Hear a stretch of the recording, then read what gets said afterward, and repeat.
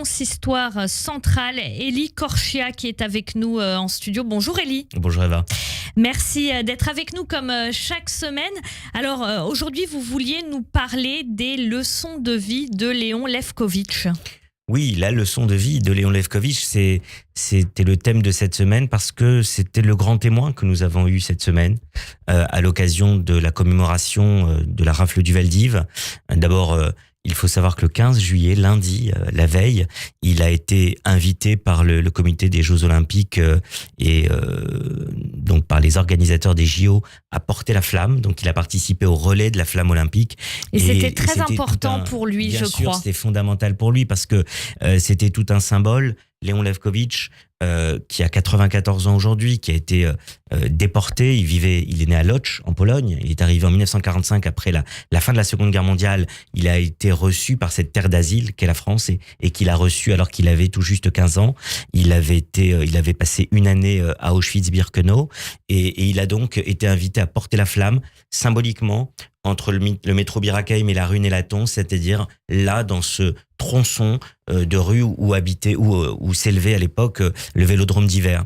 Et donc cet homme nous donne une leçon de vie incroyable. Je l'ai rencontré lors d'un voyage à Auschwitz organisé avec le Grand Rabbin de France où je participe depuis mon élection il y a 3 ans chaque année et nous avions voyagé donc à Auschwitz ensemble et j'avais écouté les commentaires qu'il nous avait donnés et c'est un homme qui a une force incroyable. Il faut quand même savoir que lorsqu'il est à Auschwitz-Birkenau, il rencontre en octobre 44 le sinistre docteur Mengele, comme vous le savez, qui faisait des expérimentations notamment sur les jeunes. Et Mengele lui dit cette phrase terrible: petit tu es, petit tu resteras, parce que Léon était effectivement plutôt de petite taille et il se retrouve dans une chambre à gaz. Il se trouve qu'il va y avoir une petite révolte des sondeurs commandos à l'extérieur de la chambre à gaz. Finalement, il va pouvoir sortir et ce jour-là, il se dit: je ne suis pas mort et plus personne ne me fera peur. Et effectivement, lorsqu'il revient à 15 ans, donc quand il arrive en France, eh bien, il va se découvrir 2 passions. D'abord, une passion pour le sport. Lui qui a toujours été plutôt chétif, eh bien, il va se découvrir une passion pour l'haltérophilie et il va devenir à 25 ans champion de France d'haltérophilie, d'où effectivement ce symbole aujourd'hui qu'il participe donc aux Jeux Olympiques et qu'il porte cette flamme. Et puis professionnellement, il va se découvrir une passion pour un métier qui est le sertissage de diamants et il va devenir meilleur ouvrier de France à l'âge de 48 ans en 1978. C'est-à-dire que cet homme-là qui arrive en 1945 et qui ne pèse plus que une trentaine de kilos, 33 kilos, il arrive, il n'a rien. Il est dans un pays qui ne connaît pas la France et il va réussir à bâtir une famille, bâtir une carrière professionnelle incroyable, bâtir aussi cette passion du sport qui l'anime et qui va en faire un champion de France. Et effectivement, c'est un homme extraordinaire qui a une gouaille, qui a une élégance. Et donc, c'est pour ça que je voulais appeler cette chronique ce matin la leçon de vie de Léon Lefkovitch.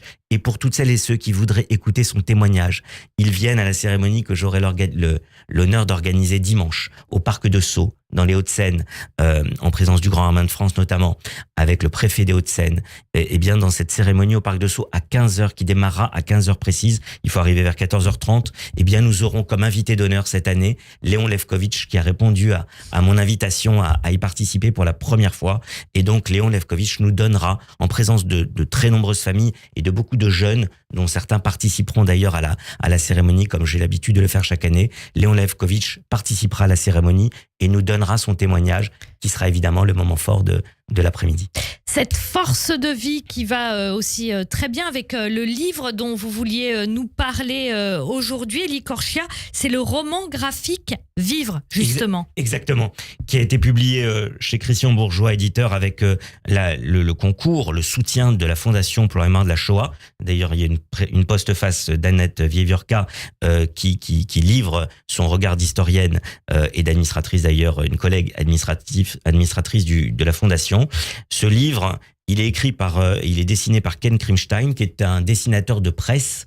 Je vous avoue que je ne suis pas particulièrement fan du dessin. C'est pas mon dessinateur préféré parce que lui c'est surtout un dessinateur de presse. Mais là, d'ailleurs ça se voit, mais bon. ça se voit sur ce qu'on voit de loin. Exactement. En tout cas. Mais le concept, la façon dont c'est écrit, le travail qui a été réalisé est exceptionnel.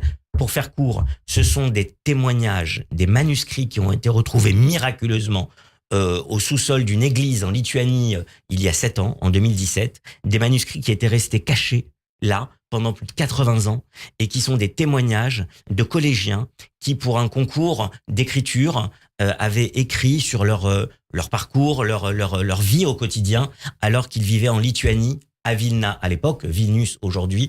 Et ces témoignages, on a repris 6 témoignages de ces jeunes, des jeunes filles et des garçons, et on écrit cela. Pourquoi ? Parce que ça donne un éclairage unique sur la façon dont des collégiens vivaient dans ce Yiddishland, cette Yiddishuanie, comme ils disent dans le livre très justement, et qui démontre comment ces jeunes vivaient. Et quand on sait que Léon Lefkowitz, dont on parlait il y a quelques années, lui-même vivait effectivement en Pologne, à Łódź, c'est un éclairage incroyable de ces garçons et de ces filles qui vivaient avant la tragédie de la Shoah. Et ça donne effectivement une page d'histoire inconnue qui a été retrouvée et très bien réalisée. Merci beaucoup Élie Korchia, président du Consistoire central. Et puis je rappelle donc aussi cette cérémonie prévue à 15h au parc de Sceaux. C'est dimanche, cérémonie que vous aurez l'honneur d'animer évidemment avec comme invité Léon Lefkowitz. Mais on en reparlera bien sûr sur Radio J.